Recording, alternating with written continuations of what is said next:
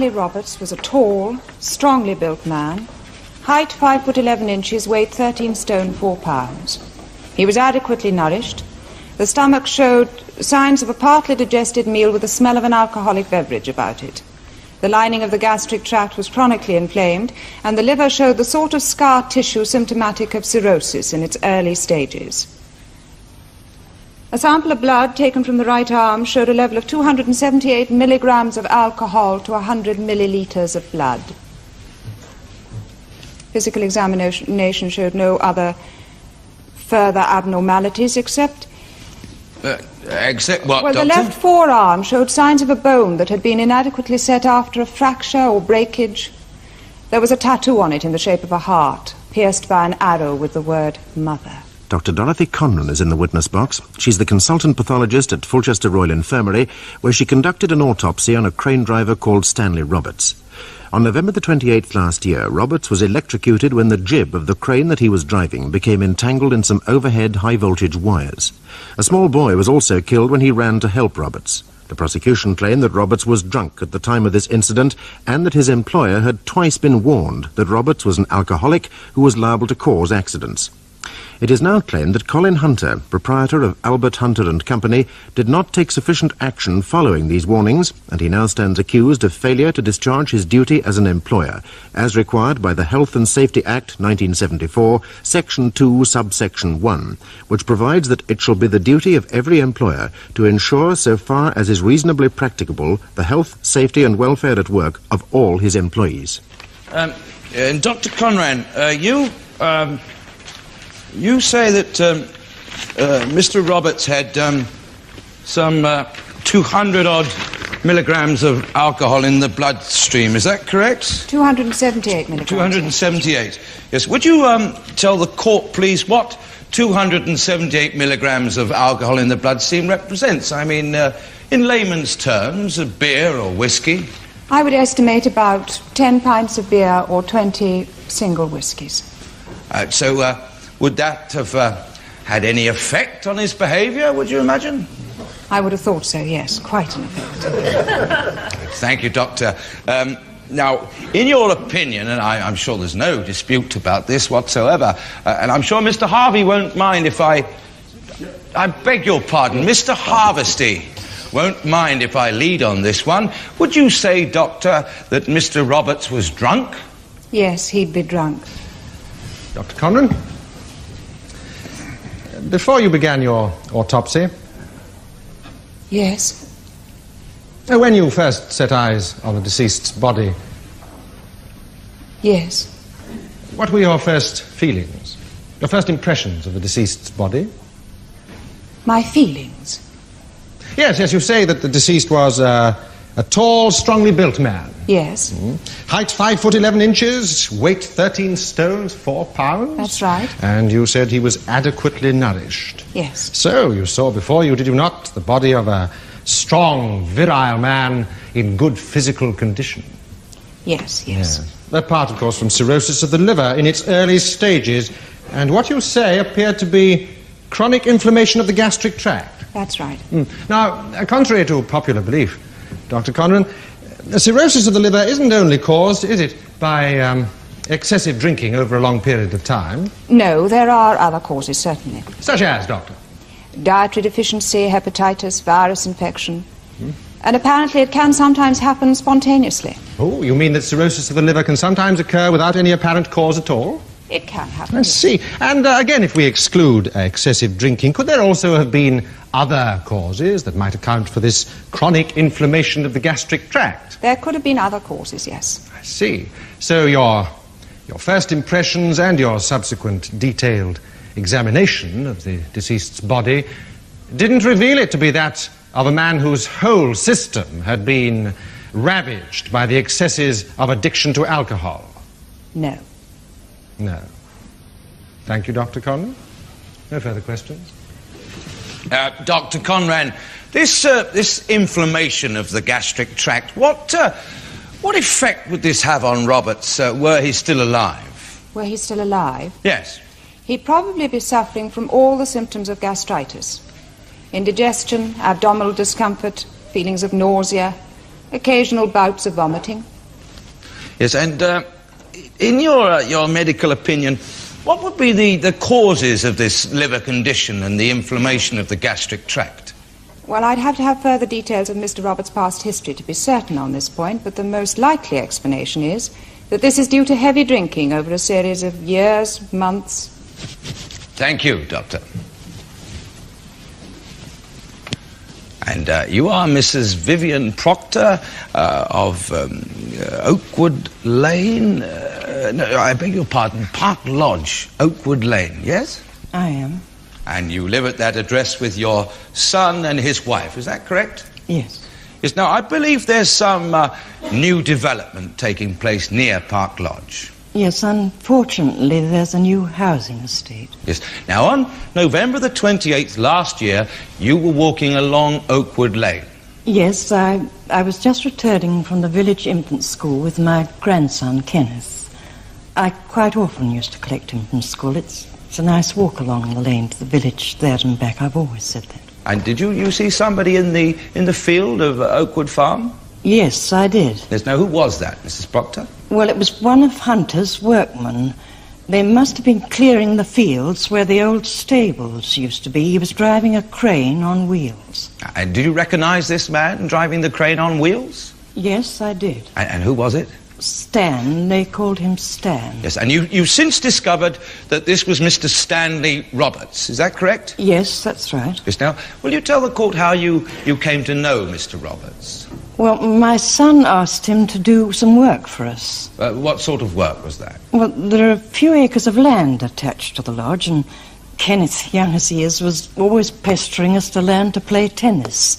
He idolizes Jimmy Connors, absolutely idolizes him. So my son thought he'd have a grass tennis court laid out, and he asked this man they called Stan to level out part of the ground. Yes, and did he? Well, he arrived one evening when my son and daughter-in-law were rehearsing for the Fulchester Players.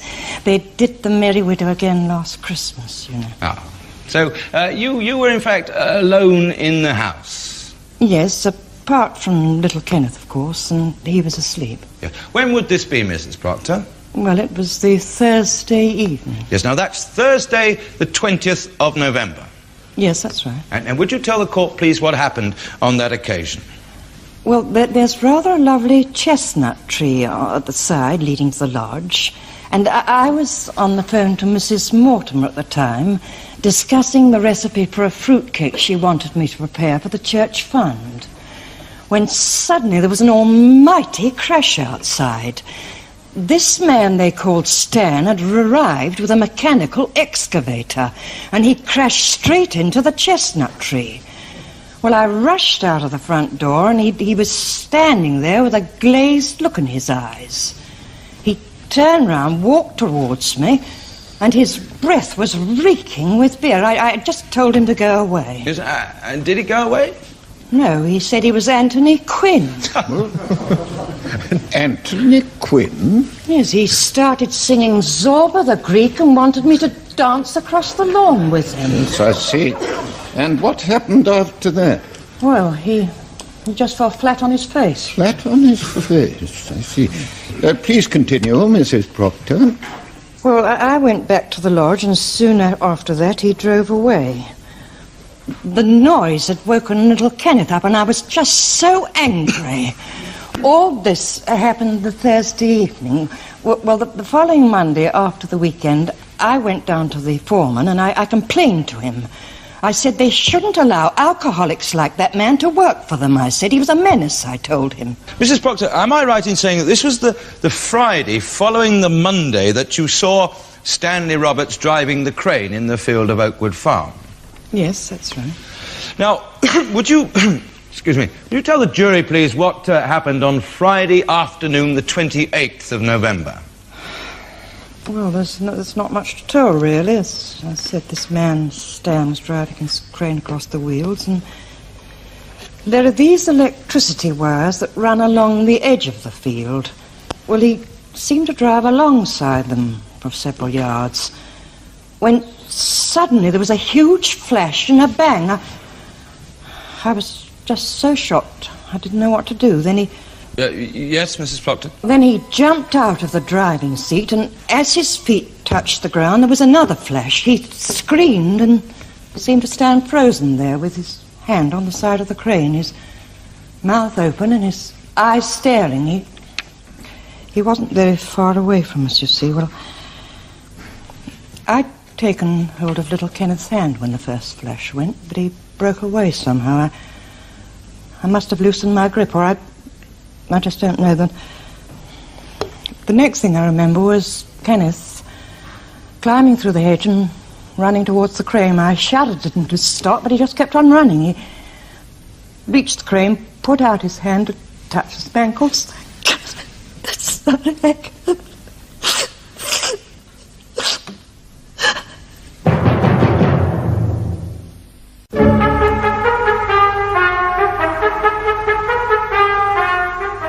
Mrs. Proctor, I won't trouble you much longer.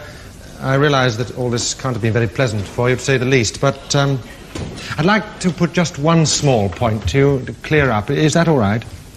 Yes, of course. Thank you. It concerns the time at which the deceased man came with the excavator and crashed into the chestnut tree. Now, you say it was Thursday evening, November the 20th, is that right?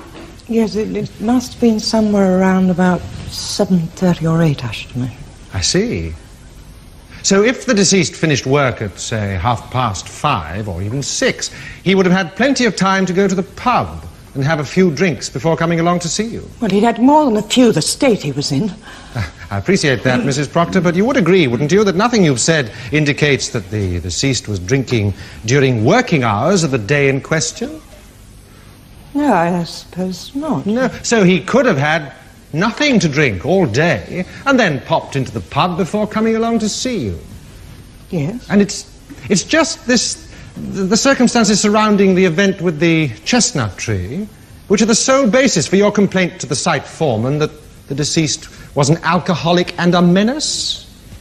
Yes. You have no personal knowledge at all of any other circumstance, either before or since, including the day of the tragedy, which would indicate that the deceased was an alcoholic. Well, only what I read in the papers, of course. Thank you, Mrs. Proctor. You may stand down, Mrs. Proctor.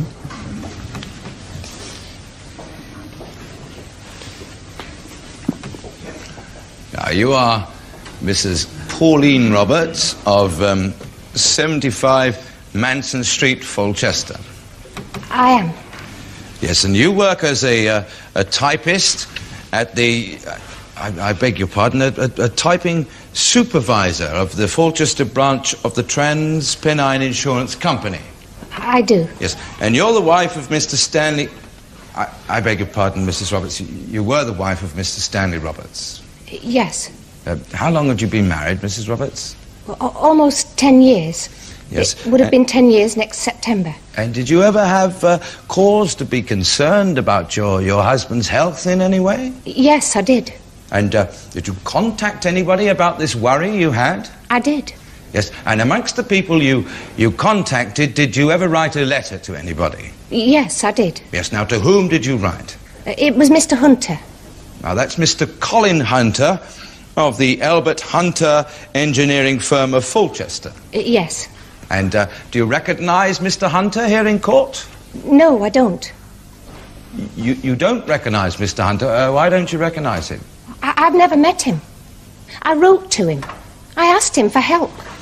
I warned him that my husband was sick, an alcoholic, and that he might have a serious accident at work because of his sickness. I thought perhaps Mr. Hunter would arrange a time to meet me and talk about my husband's illness. Yes, did he do that, Mrs. Roberts? No, he didn't. But he answered your letter? No, he didn't. Now, Mrs. Roberts, I'm afraid since the defence is going to contest your statement that your husband was an alcoholic, I'm going to have to ask you to relate in detail the events that led up to you writing that letter to the accused, Mr. Hunter. Well, of course, I knew when we first started going out together. I knew even then that he drank a lot. More than most people, perhaps. But I didn't really attach too much importance to it at that time. You see, he just got into the first team for Fulchester Rovers, and all that rugby league crew drank like whales on a desert island. Stan was great fun to be with. Such good company. The whole team thought a great deal of him. And we were in love. Yes, Mrs. Roberts, well, was there a time when you started to worry about the amount your husband was drinking? Well, after we were married and Stan was working as a mechanic at one of the local garages. I'd always believed he had it in him to hold down a job with more social status. And I finally managed to convince him to start an evening course with Fulchester Polytechnic. At least I thought I'd persuaded him to start it. You thought you persuaded him? Well, I found out one night, quite by accident. A friend of mine had seen him in a pub the whole evening, when he told me he'd be at the Polytechnic. At first he said he'd been at a training session with the Rovers, but when I told him he'd been seen in a pub the whole evening, he switched to saying they'd been discussing tactics at the pub, and what business had I to spy on him all the time? And that was when he first assaulted me. He assaulted you? He just went mad and hit out at me. I had a terrible black eye. I had to wear dark glasses for almost a week. And from then on, things got progressively worse as the months went by. In what way did they get worse, Mrs. Roberts? Well, I hardly saw any of the money he earned. It all went on drink. I was left to cope with all the household bills, the children's clothes, the mortgage, everything. And by this time, you see, he'd given up his job at the garage. He stopped going to evening school, if he ever went there in the first place. And he'd found himself work driving trucks for a construction firm. Sometimes I think he did it all to spite me. And you say at this time he was spending a great deal of money on drink? He was like Jekyll and Hyde. Once he'd started drinking, nothing you could say would make any sense to him. He'd quarrel over every word I spoke and tell me I was talking nonsense. I can't describe it. If you haven't lived through it, you can't know what it was like. In the 6 months or so before he was killed, how often do you say he was coming home the worse for drink? Every night of the week. Every night, Mrs. Roberts? Well, there were a few occasions. 1 or 2 nights when he'd feel remorseful and stay at home. And then we'd put the children to bed and he'd sit at my feet in front of the fire. Tell me about how he used to brush his mother's hair when he was a child. And he'd say he'd do anything to make me happy. But he didn't mean it. The drink came before me every time. Mrs. Roberts, was there ever a time when you tried to take action to change this situation? Endlessly. I tried to persuade him to see a doctor, but he said he didn't believe in them. He wouldn't even sign on a doctor's panel. I even plucked up enough courage on one occasion to suggest that he contacted Alcoholics Anonymous. But he went berserk when I mentioned it. He threw plates on the kitchen floor and hurled a saucepan through the window. The children cried and locked themselves in the bathroom. It took me half an hour to persuade them it was safe to come out again. But he still wouldn't agree to see anybody. He said he didn't have a drinking problem. He said I was the only problem he had. And, Mrs. Roberts, what made you decide to write this letter to Mr. Hunter? Well, he'd already had a couple of accidents at work. In one of them, he was quite seriously injured, after a fall from some scaffolding, I think it was. And I was worried that something even more serious might happen to him next time. I couldn't persuade him by myself to seek help anywhere. And I thought, when Mr. Hunter read my letter, that he'd talk things over with me and we might be able to work out some other way to help Stan. Yes, that sounds reasonable, but what effect, in fact, did this letter have? A few weeks after I posted it, Stan came home drunk and in a furious rage. He'd been called in to see Mr. Hunter and been threatened with the sack. He began hitting me again. And I was so badly bruised I had to go to my doctor for treatment. Did you tell the doctor that your husband had assaulted you? No, I made up a story about an accident at home. I was too ashamed to tell him the truth. And how did your husband react after this incident? He was full of remorse, as usual after he'd been violent. He seemed to calm down for a while. Thank you, Mrs. Roberts. Could the witness be shown Exhibit 1, please? Thank you. Now, Mrs. Roberts, is that a copy of the letter you sent to Mr. Hunter? It is. And this is the letter in which you warned him that your husband was an alcoholic? It is. Could the jury be given copies of this letter, please, Your Honour? And, as usual, we're short of copies. These are photocopies, are they, Mr. Griffiths, and not typed copies? Yes, indeed. Members of the jury, these are photocopies of the letter sent by Mrs. Roberts to Mr. Hunter. Since photocopying does tend to be a somewhat expensive process these days, and even the legal profession has to economize in times of inflation, I'm afraid we must ask you to share one copy between two. Now, has everyone access to a copy? Good. Very well, Mr. Griffiths. Thank you, Your Honour. Now, Mrs. Roberts, would you please read out that letter to the court? In your own time? Is anything the matter, Mrs. Roberts? It's just that it seems so long ago. I'm afraid it reads as though, well, almost hysterical in tone. It's not how I intended it to be at all. Never mind what you think of it now, Mrs. Roberts. Just read the letter out as your counsel requests. Sing out loud and clearly so that we can all hear you. You want me to read everything? If you would, Mrs. Roberts. C. Hunter Esquire, Albert Hunter and Company, Market Street, Fulchester, August 17th, 1975.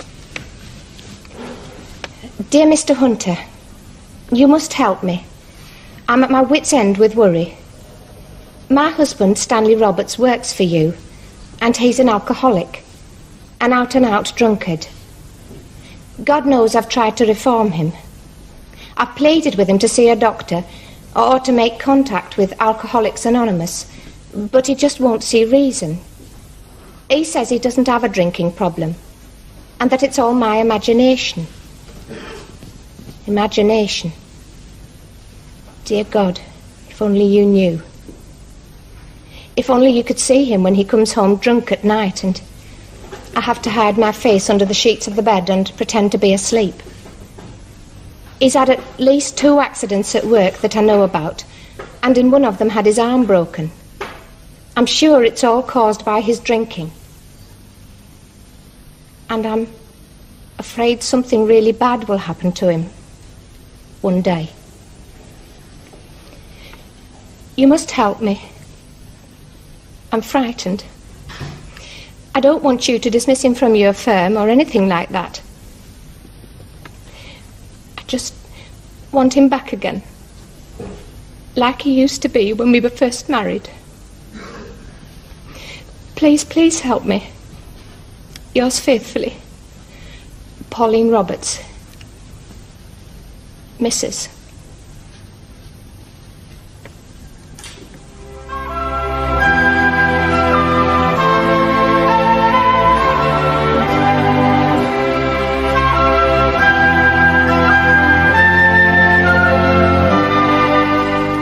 The jury in this case is composed of members of the general public. The Queen against Hunter will be resumed tomorrow in the Crown Court.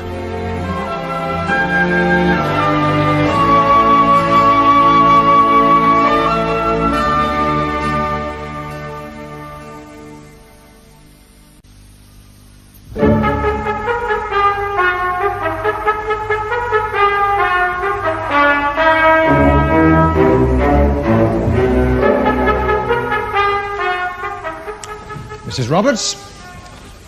Yes. Would you be so kind as to look now then at that letter that you have in your hand? Perhaps the jury would like to look at it again with you. This is Mrs. Pauline Roberts, widow of a crane driver called Stanley Roberts. On November the 28th last year, Roberts was electrocuted when the jib of the crane he was driving became entangled in some overhead high-voltage wires.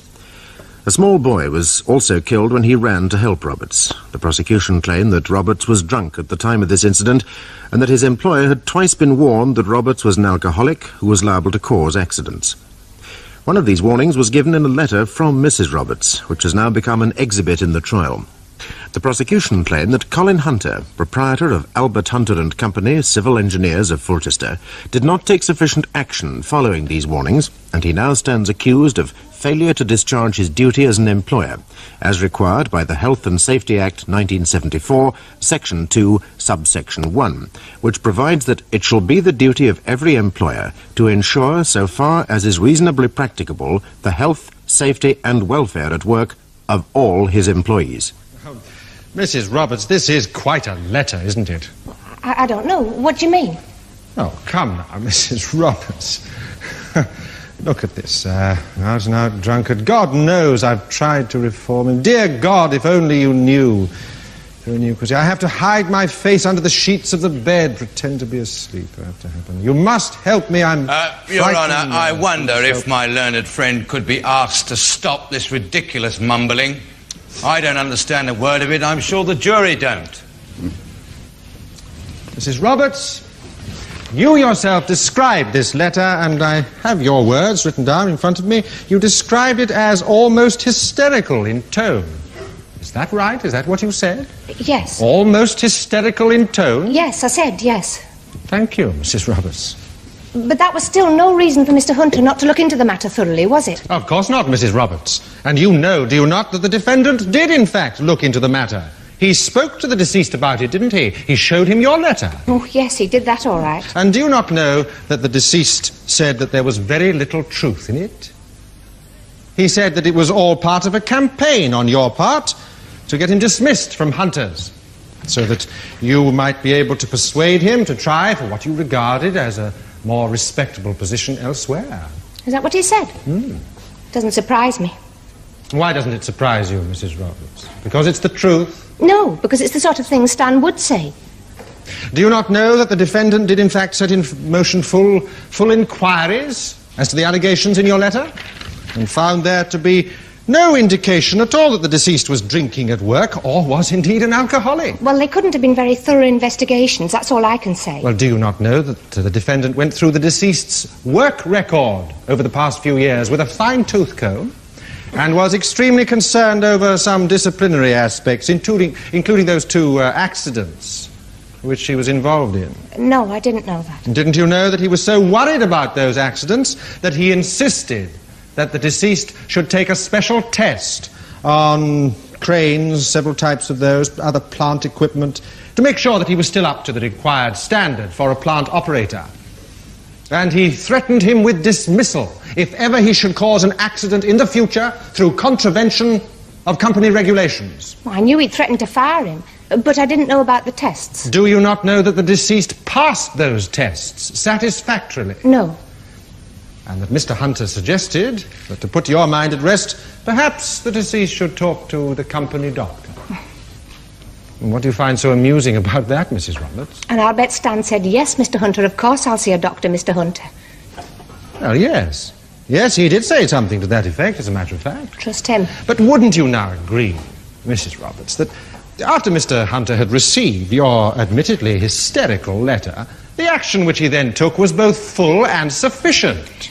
I think it would have taken more than some tests and a threat of dismissal to help with my husband's problem of alcoholism. Yeah, well, look, we'll come to the question of the alleged alcoholism in a few moments, but just for now, Mrs. Roberts, I'm right in thinking, am I not, that in your evidence a little while ago you said that after Mr. Hunter took the action that he did, the deceased seemed to calm down for a while. Now, those were the words you used, weren't they?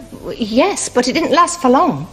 How can you possibly know that? Well, I was living with him, wasn't I? I saw him at home every night. Ah, yes, Mrs. Roberts, you saw him at home, but you did not see him at work, did you? No. No, so it's possible, isn't it, that the disciplinary action taken by Mr. Hunter had a lasting effect on the deceased during his working hours, while at home, perhaps, because of family circumstances, he drank a little more than you thought proper. Stan was an alcoholic. No. He was sick. It wouldn't matter if he was at home or at work. Mrs. Roberts, he couldn't last more than a couple of hours without a drink.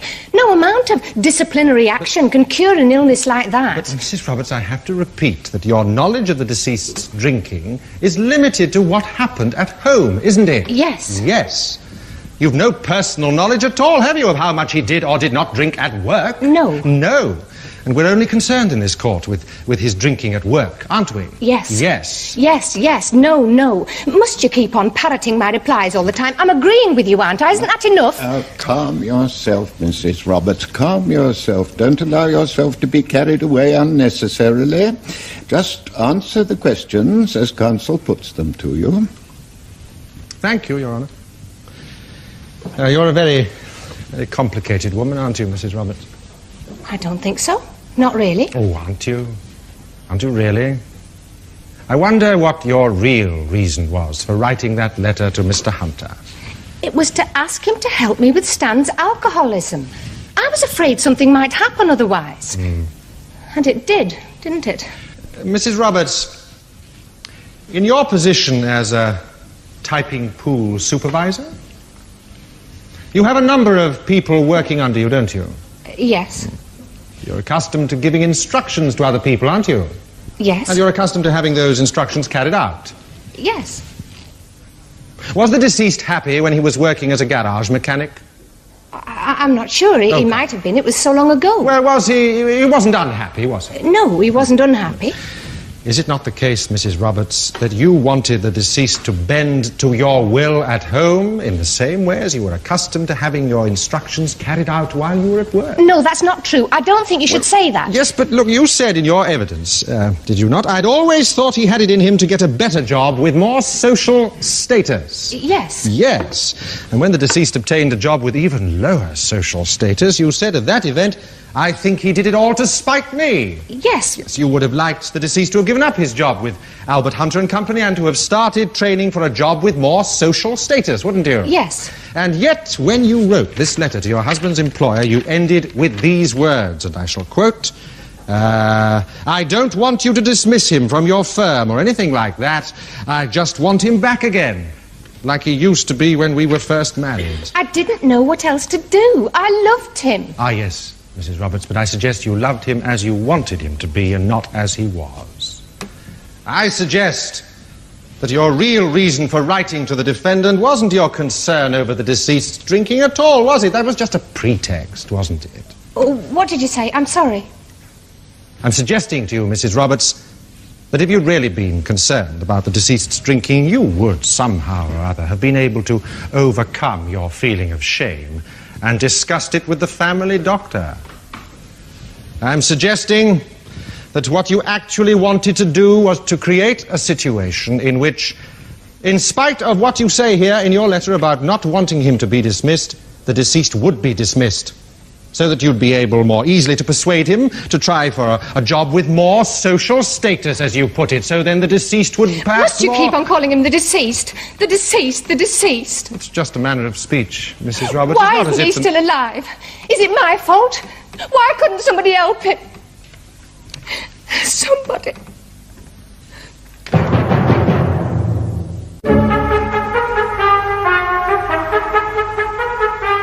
I call Mr. William Marshall. William Marshall.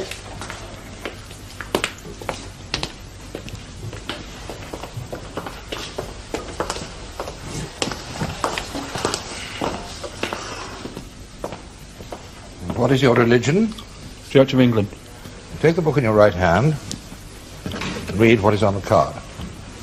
I promise before Almighty God to tell the truth, the whole truth and nothing but the truth. Now, you are Mr. William Marshall of 23 Erpingham Road, Fulchester. That's it. Yes. And you work for the Albert Hunter construction firm, yes? Yup. Now, in what capacity are you employed, Mr. Marshall? I'm a slinger. A what? A slinger? That's it. If I might interrupt you for just one moment, Mr. Marshall, are you chewing gum?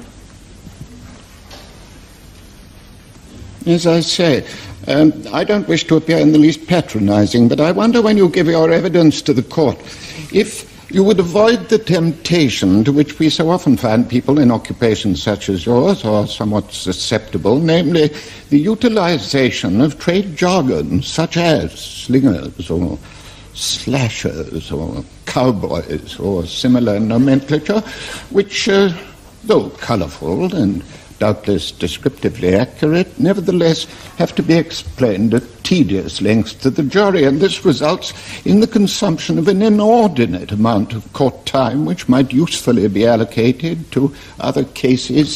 Simple language, Mr. Marshall, will suffice. All right. Yeah.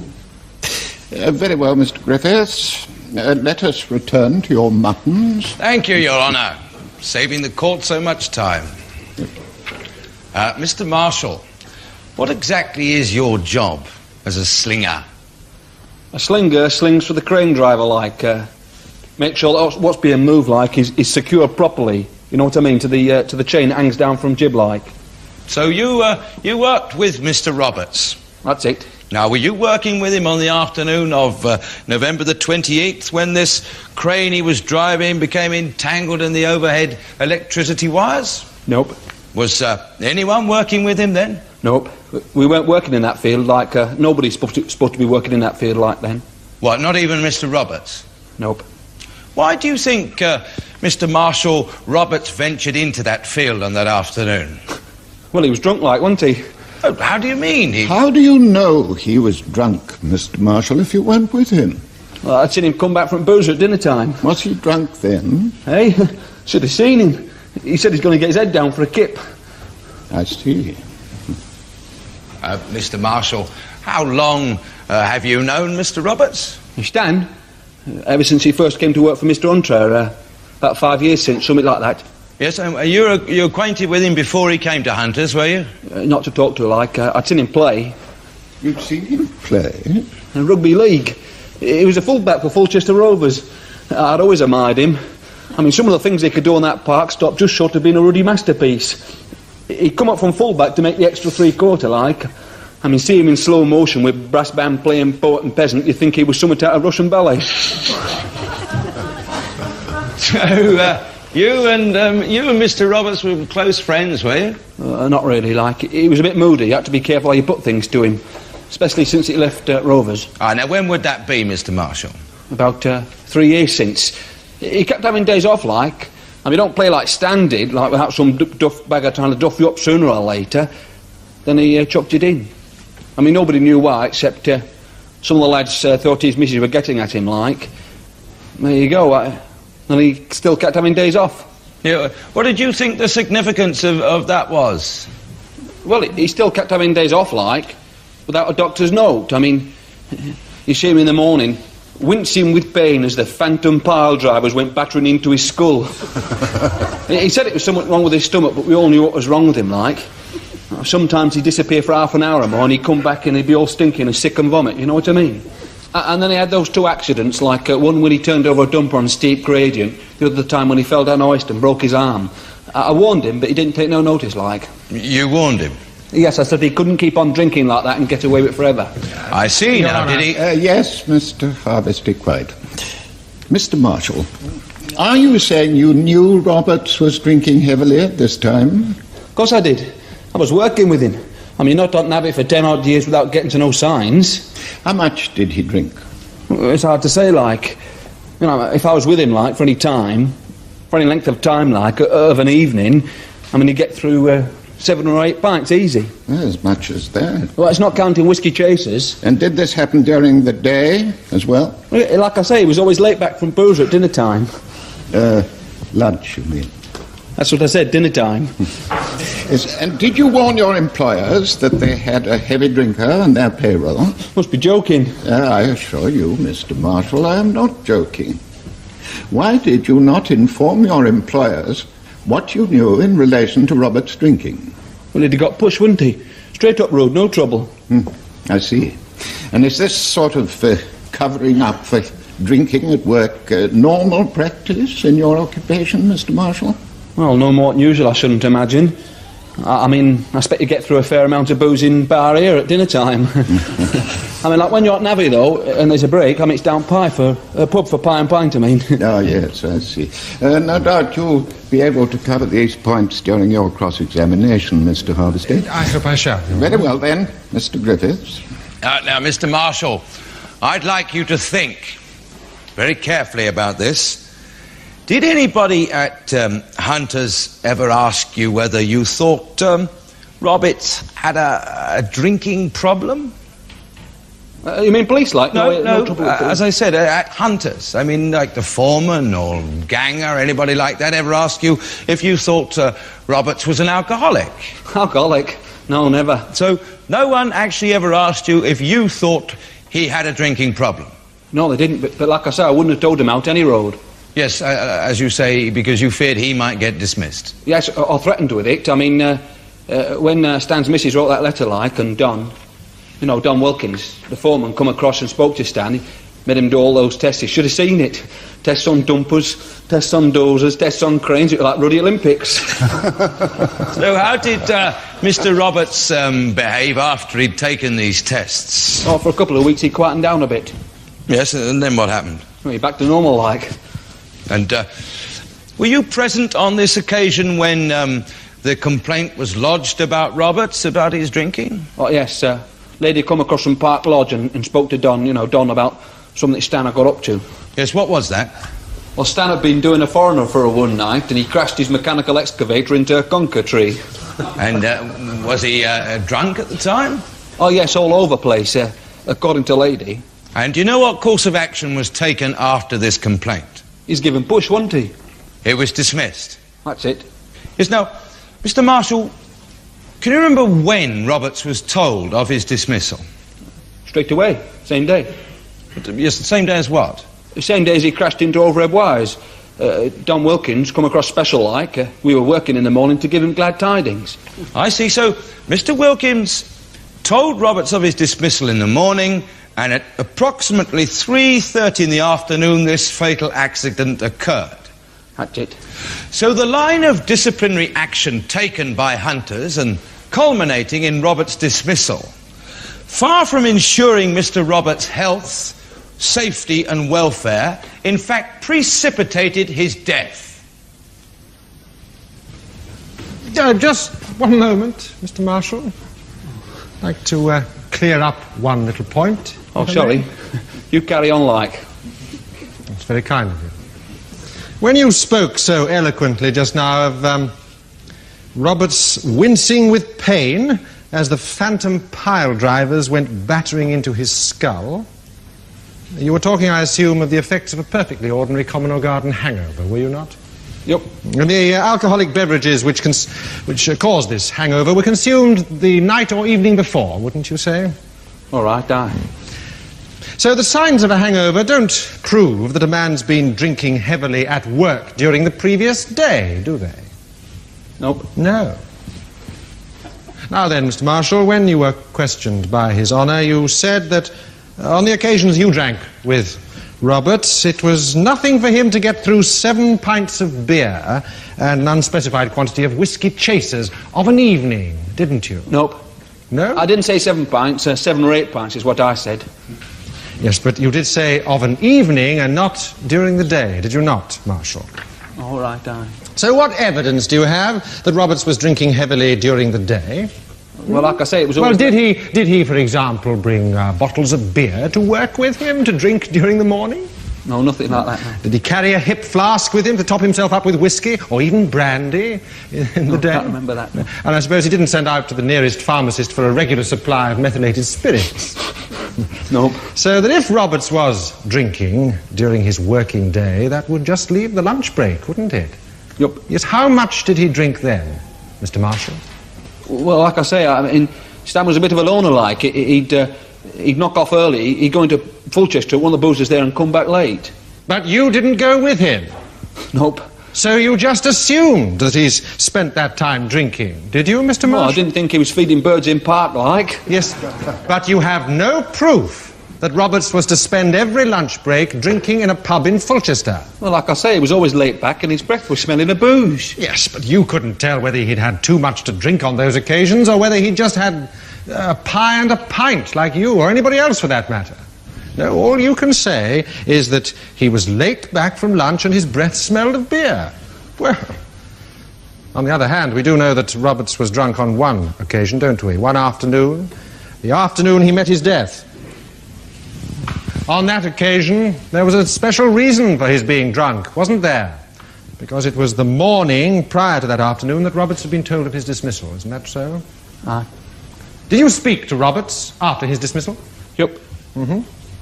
What sort of mood would you say he was in at that time? He's quite cheerful, really. Oh, he was cheerful. Oh, yes, that was the thing about Stan. I mean, you never knew how he was going to react. He said not to take no notice what Don Wilkins had said. He didn't think Mr. Hunter would fire him. Really? He thought he could get him to change his mind for end of week before his notice ran out. Well, now, did he give any indication as to how he was intending to get Mr. Hunter to change his mind? Yes, he said he was going to give up drink, and prove he could do the work of 10 men. And then what did he do? Well, he went into Fulchester like he always did at dinner break, and he come back drunk. Ah, yes, on this particular occasion, he did come back drunk. We do know that. But I put it to you, Mr. Marshall, that this was an unusual, possibly exceptional circumstance. Now, when Mrs. Roberts wrote her letter to the defendant, there was no instant dismissal of her husband then, was there? Not straight away, no. No, there was a test, wasn't there, to see whether he was still fit and competent to continue driving a crane. Did you know that the defendant also suggested that Roberts might consult the company doctor? No, I didn't know that, no. No? And even when the defendant was finally forced to dismiss Roberts, that decision wasn't taken lightly, was it? Not until all reasonably practicable avenues had been explored, one might almost say exhausted, to ensure Roberts's health, safety, and welfare at work. No further questions. Mr. Marshall, this dismissal of Roberts, do you think that was the right action for Hunters to have taken? Well, right or wrong, I mean, he didn't have no option, did he? Not with 2 complaints like that. So you think there was no other course of action they could have taken? What like? Well, I don't know. We've heard that Mr. Hunter was reasonable and practicably suggested that Roberts ought to consult a doctor. And I've also found this leaflet here. I don't know whether you're familiar with it. I noticed that people like Roberts with that sort of problem should take compulsory sick leave on full pay to receive medical or psychiatric treatment. Well, I mean, they don't, do they? I mean, if they find out you're drinking, you just give them boot like.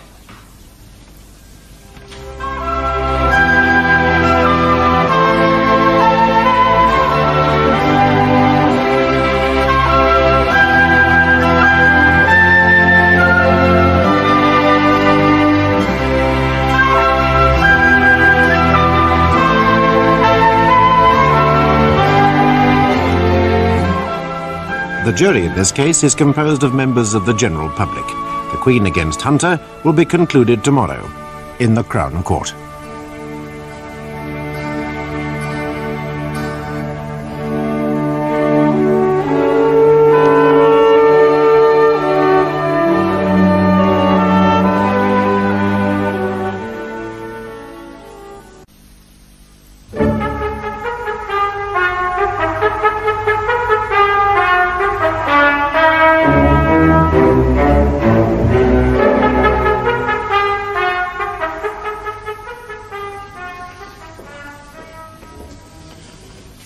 What is your religion? Church of England.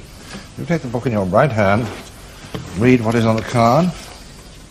I promise before Almighty God to tell the truth, the whole truth, and nothing but the truth. This is Mr. Colin Hunter, proprietor of Albert Hunter and Company's Civil Engineers of Fulchester. On November the 28th last year, one of his employees, a crane driver called Stanley Roberts, was electrocuted when the jib of a crane he was driving became entangled with some overhead high-voltage wires. A small boy was also killed when he ran to help Roberts. The prosecution claimed that Roberts was drunk at the time of this incident and that Colin Hunter had twice been warned that Roberts was an alcoholic who was liable to cause accidents. One of these warnings was given in a letter from Mrs. Roberts, the widow of the dead crane driver. The prosecution claimed that Colin Hunter did not take sufficient action following these warnings, and he now stands accused of failure to discharge his duty as an employer, as required by the Health and Safety Act of 1974, Section 2, Subsection 1, which provides that it shall be the duty of every employer to ensure, so far as is reasonably practicable, the health, safety and welfare at work of all his employees. Did you know Roberts before you received that letter from his wife? Yes, I interviewed him myself when he first joined the firm some 5 years ago, and I've spoken to him on several occasions since then. We've a family business, and I hope we manage to keep things that way.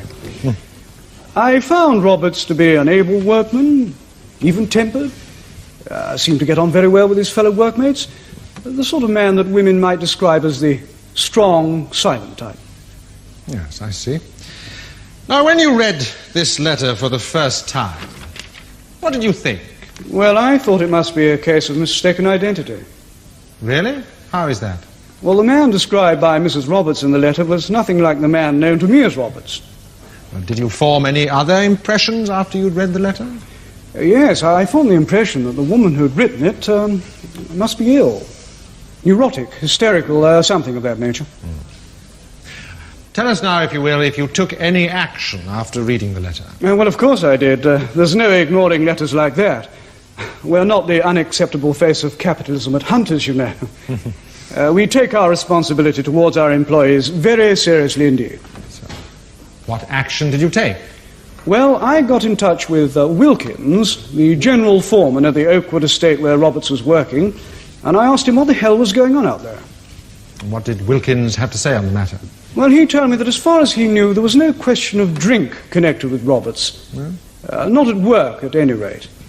He said that he was inclined to be somewhat temperamentally unpredictable on occasions, and that he'd been involved in 2 accidents in the past year or so. Were you satisfied with Mr. Wilkins' reply? No, I was not. I told him I wanted Roberts brought in to see me at the Double. I wanted to find out what had happened to this man since I last saw him. And did you notice any change in him? No, not a bit of it. I showed him his wife's letter. He laughed. He said it was all a load of nonsense. He said he thought it was part of his wife's campaign to get him to leave Hunters for a job elsewhere. What else was said? Well, we had quite a heart-to-heart chat after that. I explained to him that I got nothing against drink as such, and that what he did in his own private life was entirely his affair. I did suggest, however, that he might see the company doctor, if it would help put his wife's mind at rest about what she seemed to regard as a drinking problem. I then told him that as he had a very bad work record, absenteeism, bad timekeeping, etc., I was going to arrange for him to take a test to make sure that he was still a proficient plant operator. I then asked him if he was fully familiar with the company's policy statement on safety. Yes, now, what is that exactly, Mr. That's a small booklet we have printed. I think I've got one here somewhere. Yes, here we are. We've had a lot of these run off. Safety Precautions in Civil Engineering, a handbook for all employees of Albert Hunter and Company. Now, every employee was issued with a copy of this, and I made it quite clear to Roberts that if there was any contravention of this code of safety practice, he'd find himself down at the Labour Exchange faster than you could say Anthony Wedgwood Ben. How did he take all this? Well, he took it quite calmly. He said that he'd take my advice, that he would consult someone, and that he was very happy working for Hunters. I then asked him if he thought it was necessary for me to reply to his wife's letter. He said no. He'd deal with that matter himself. Then we had a cigarette, a glass of port, to discuss the fortunes of Fulchester Rovers in this year's Cup. He was a fine fullback, you know. Marshall was quite right on that point. Then we shook hands and off he went. I subsequently heard that he passed the test quite satisfactorily. But did you hear anything else about Roberts after that? Oh, indeed, yes. Last November, Wilkins informed me that a lady by the name of Mrs. Proctor had complained that Roberts had damaged a tree of hers with a mechanical excavator and that he was drunk at the time. And did you take any action? Yes, I told Wilkins to dismiss him immediately, with whatever period of notice, of course, was customary. Did you have any doubts about dismissing Roberts at all? No, I felt that I'd bent over backwards to help the man, that he'd betrayed my trust in him, and as far as I was concerned, that was the end of the matter. But you were satisfied, were you, that you had fulfilled your duty as an employer towards Roberts's health and safety at work? Oh, yes. My conscience is entirely clear on that point. In fact, if I may just read this to you. Is my learned friend intending to introduce this booklet as an exhibit, Your Honour? Are you, Mr. Harveston? It was not my intention, Your Honour, but I suppose if Mr. Hunter wishes to refer to it... Well, in any event, I might like to just glance at it for a couple of moments. Are there any copies, Mr. Harveston? One moment, Your Honour. Do we have a copy? You sure you want this as well? I'd simply want to glance at it. Let me have it back. I'm sorry, Mr. Hunter. Please continue. Thank you, Your Honour. The very first paragraph in our company's policy statement on safety gives some idea of my own personal view on this very important subject. Albert Hunter Limited regard with great seriousness the requirement under the 1974 Health and Safety at Work Act that it shall be the duty of every employer to ensure, so far as it is reasonably practicable, the health, safety and welfare at work of all his employees. Mr. Hunter, thank you. We finish with the book? Yeah, just a moment.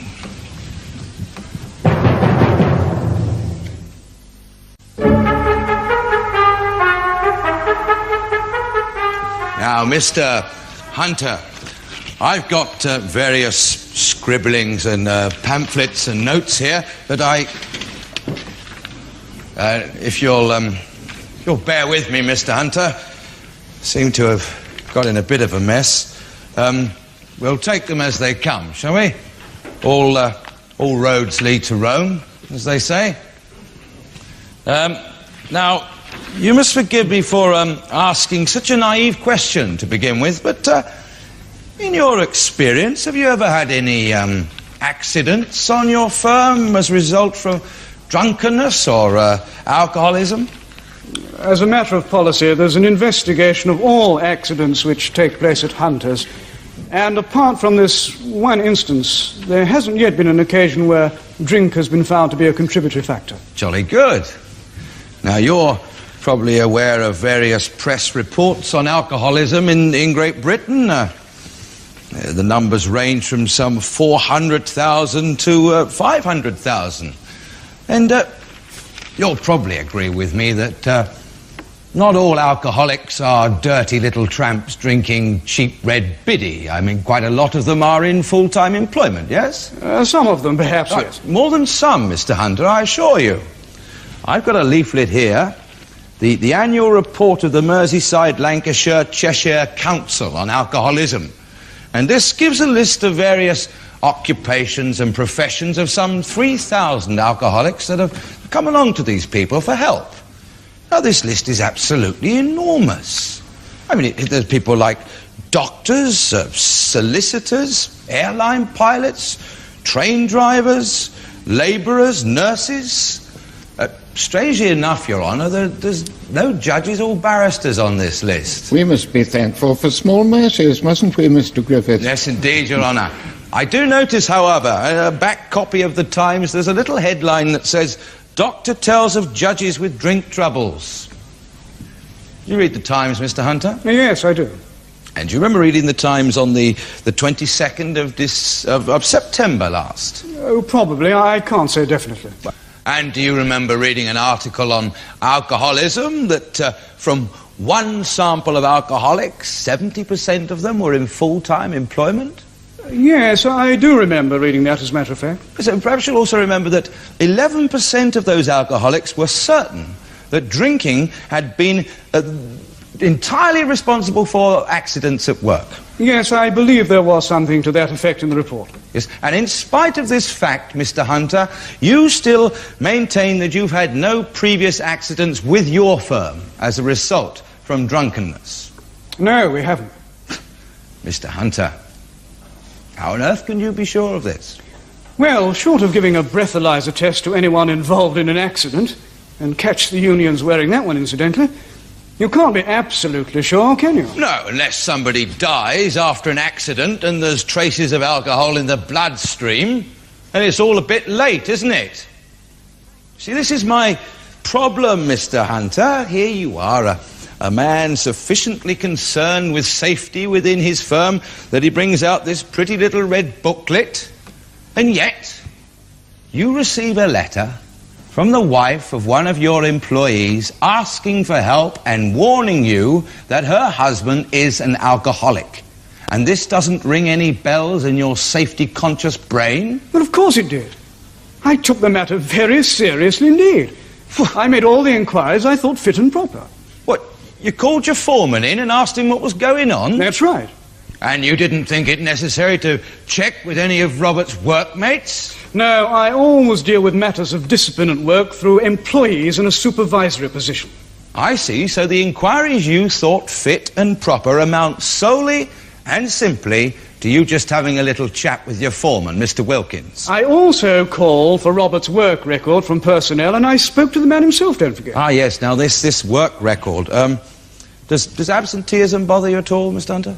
Absenteeism? Yes, I believe a few moments ago you said that Robert's drinking was not affecting his work. Well, I mean, surely it was affecting his work. He wasn't turning up for it, was he? On some occasions, no, I grant you that. But that was Yes, mainly thank you, Mr. Monday Hunter. morning absenteeism, and I'm afraid that's something most firms find they have to live with. Mr. Hunter, perhaps you'll also grant me that this occasion of absenteeism might have been a very good reason to go and have a little chat with Mrs. Roberts. No. Well, you could have talked to her about her husband's drinking problems at home. No, I disagree. But plainly it was affecting the productivity of your firm. I mean, don't you have some kind of responsibility to your shareholders? We've a family business, Your Honour. We don't have shareholders. Oh, well, you're bank manager then. No, I don't think so. You must remember that when Roberts was playing rugby, he was often away from work due to injury. Now, I'm not a Stalinist dictator. I can't tell a man what he should do in his spare time. I can't say you shouldn't drink, you shouldn't play rugby. It might affect my productivity. I mean, where would it all end? Oh, Mr. Hunter, come on. I mean, no one's accusing you of being a Stalinist dictator. What we are concerned with here today is whether you took the action required of you by law as an employer, aren't we? Yes. Yes, now to this end, Mr. Hunter, I may be wrong, often am. I made a little note earlier that your counsel in cross-examining Mrs. Roberts claims that you went through Roberts' work record with a fine tooth comb. Did you do that?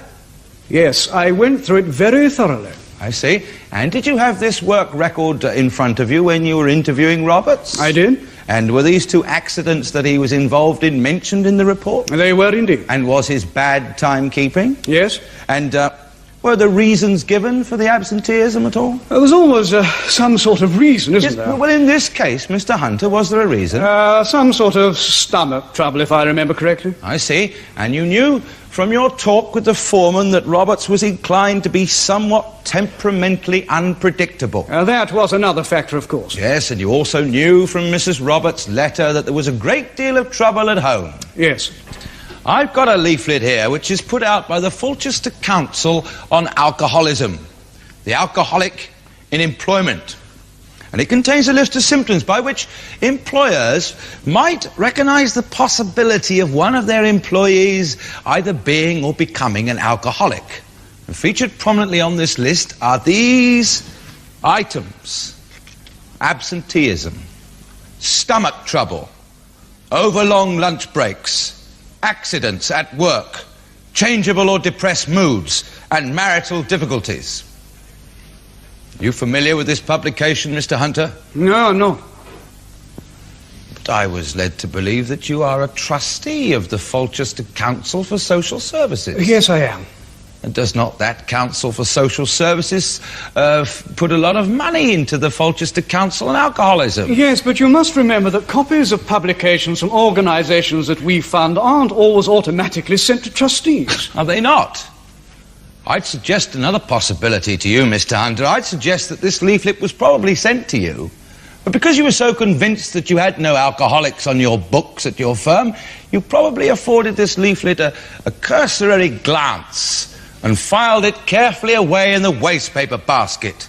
I doubt if that would have happened. Well, having read out those items to you, Mr. Hunter, perhaps you'd agree with me that you might not possibly be the best person in the world to judge whether one of your employees was or was not an alcoholic. I did suggest to Roberts that he should consult the company doctor. Just a suggestion. Well, you can't force a man to see a doctor against his will. You could have made it a condition of his continued employment that he seek medical advice, couldn't you? Unless you have pretty positive evidence that the man was an alcoholic, you'd have great difficulties getting that one past the union as well. Oh, so many difficulties, Mr. Hunter, and all of them insuperable. Is that it? What do you mean? Look, in your view, it wasn't a reasonably practicable step to consult Mrs. Roberts because she'd written you an hysterical letter, a letter which Roberts regarded as a load of nonsense. It wasn't a reasonably practical step to consult Roberts' workfellows because they'd only lie and cover up for him. And you'd also heard from your foreman that there was no drink troubles with Roberts at work. And now you're trying to tell me it wasn't a reasonably practical step to send him off to see a doctor because of union difficulties. Oh, it must be terribly tough at the top, Mr. Hunter. I was concerned, above all, for the safety of Roberts and the safety of his fellow workmates. I warned him that any contravention of this code of safety practice would result in disciplinary action being taken. Alcoholism is a sickness. How can you possibly treat a sick man with disciplinary action? Do you not agree you should have gone further to carry out your obligations under the law for the wealth, for the welfare, the safety, and the health of one of your employees? Indeed, yes, and that is why I made absolutely certain, by means of a strenuous proficiency test, that Roberts was fit and competent to carry on work as a crane driver. Yes, but Mr. Hunter, I mean, this is the problem with alcoholics. That chap might have dried out to take your tests. I mean, what would happen the next day or the next week or the next month? Well, that's a hypothetical question, I'm afraid. Exactly, Mr. Hunter, and that is why I put it to you. You did not take all reasonably practical steps to protect that worker. You should have tested the hypothesis that Roberts might have been an alcoholic. You've been warned on 2 occasions. Are you seriously suggesting that I should keep an eye on all my employees, just in case some of them might turn out to be alcoholics? What I'm suggesting, Mr. Hunter, is this booklet which you brought out, which, try as I might, I can find no information whatsoever about the possible dangers of people drinking at work, should have been combined with this leaflet, The Alcoholic in Employment. Because it is only if your firm has a policy for the health and welfare of alcoholics that we can be certain you also have a policy for the safety of them in that respect. Oh, Your Honour, I think what is now being suggested is somewhat idealistic and speculative, to say the least. In business, we have to deal with what is reasonably practicable within the course of everyday working possibilities. Within that context, I can only say I did everything in my power to help Roberts. Did you, Mr. Hunter? His dismissal didn't help him over much, did it? A few hours after you gave him the push, he was dead, wasn't he? And an innocent child was killed at the same time.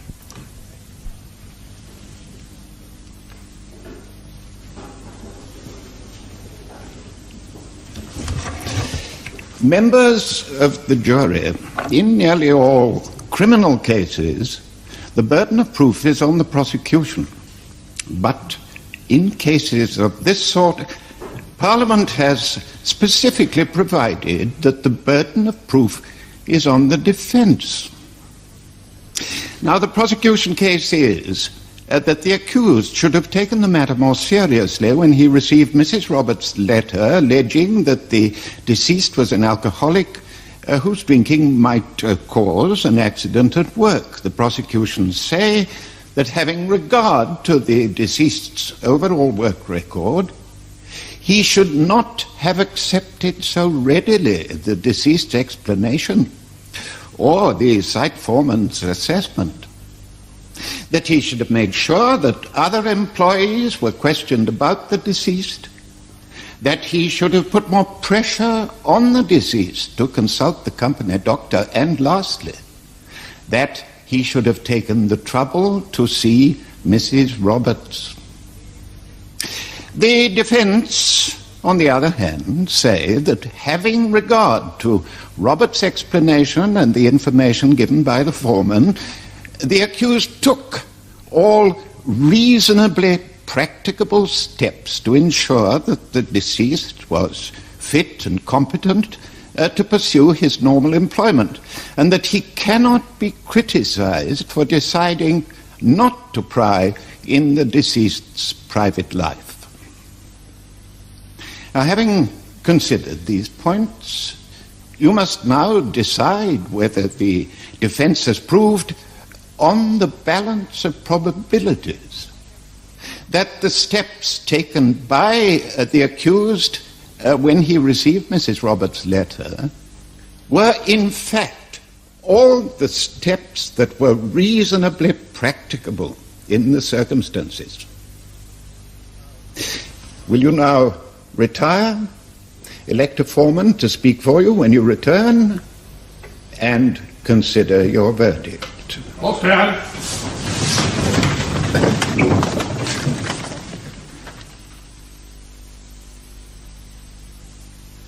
Now, foreman, please stand. Now, just answer this question, yes or no. Have you reached a verdict upon which you are all agreed? Yes. And do you find the defendant, Colin Hunter, guilty or not guilty? Not guilty. Your Honour? Colin Hunter, you are free to go.